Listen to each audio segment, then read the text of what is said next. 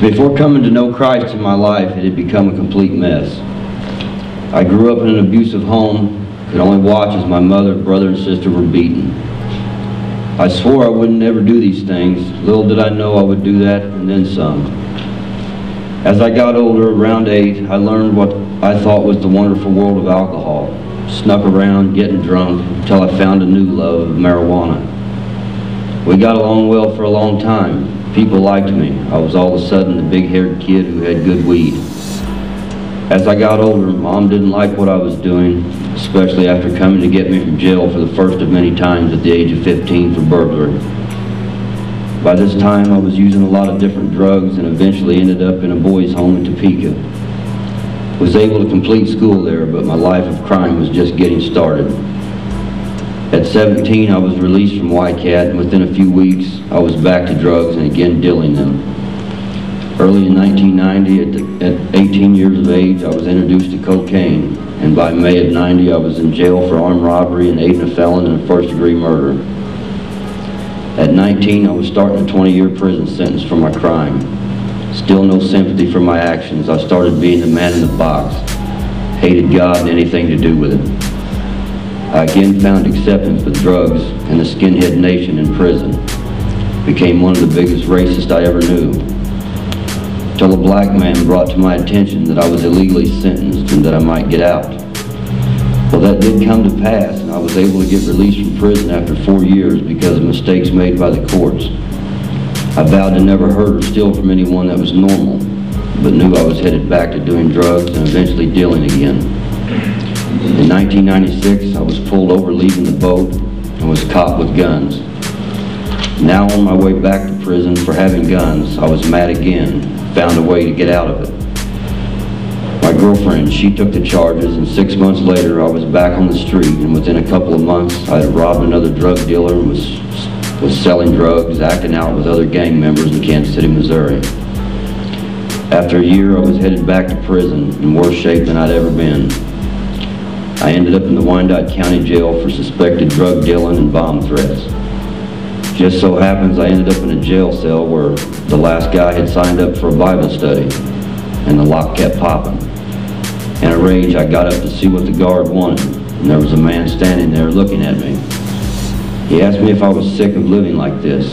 "What do you think?" was my response. He asked me if I would come out and join the group, so I did. Before it was over, I was saved. Not sure what all that meant. I knew I felt different, but still had a lot of anger that would later catch up to me. I got married to my girlfriend and relocated to Hutchinson, Kansas, where I got involved in church. My wife was the youth director, I was the youth pastor. In this 5-year span, I was still dealing with anger by ignoring it. 2 years into this new life, I was headed back to prison for domestic violence due to alcohol. Now very embarrassed, not knowing why I had to face my demons. After spending 6 months in treatment, I was released to my wife. Spent the next 2.5 years thinking, look what I've done. I've got a successful business, 2 of them, but still had not surrendered my life to Jesus. Preached it, but was not living it.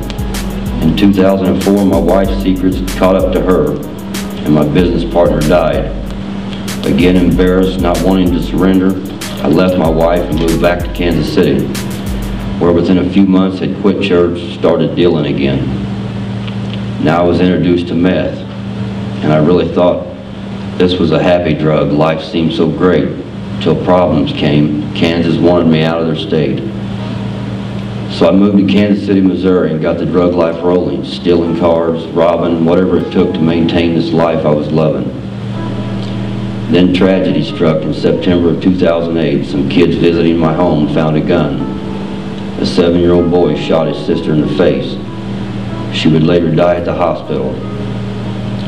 By this time, I had a new girlfriend and 3 kids. The state took my kids, and my girlfriend was charged with the gun and followed the child's death. I was sick, but still wasn't ready to surrender. I took all I had to get my girlfriend out of jail, and after being sober for 6 months, got my kids back, only to have them taken again 7 months later because of my drug use and domestic violence. After rehab, I knew I'd had enough of using drugs. On Easter of 2010, my mom asked me and my girlfriend to come to church. I didn't know if anyone wanted me around. I had brought so much hurt to so many people's lives that even going to church had me wondering if I would be welcome. I had spent so much time running my life the way I wanted. So after coming to church, I knew my life needed change. For the first year I attended New Life Family, I was still selling drugs, doing what I wanted. Thought tithing on drug money would make my actions okay, but misery wouldn't go away. I kept praying, but seemed to keep getting the same answer. Turn from your wicked ways. So not giving up, I married my girlfriend Billy, thinking this might end my unanswered prayers for getting my kids back. But I was still getting the same answer. I was getting angry at God, begging for the answer I wanted. The spiritual friction was beating me down. Could selling drugs really be the reason God wasn't listening? I mean, I tithed on it, but it was soon becoming reality that this occupation was causing me spiritual blindness. I had to stop hurting myself, my family, and God's people. I was still responsible for putting Satan's poison in the lives of others, knowing full well that it destroys people's lives. So in February of 2011, I tried to stop selling, but I owed too much money to the cartel. They started harassing me. They wanted my car, but my gangster ways and pride wasn't in agreement with them. I was confused on how to end this. They came again making demands on what they wanted, but material things still had a hold of me. In a rage, I tried to get the guy. As he ran to his car, he looked back at me and said, "Ride or die." I knew things were getting serious. Knowing any acts of violence would surely cause me to lose my kids. I started praying, asking for God's help before I killed or got killed.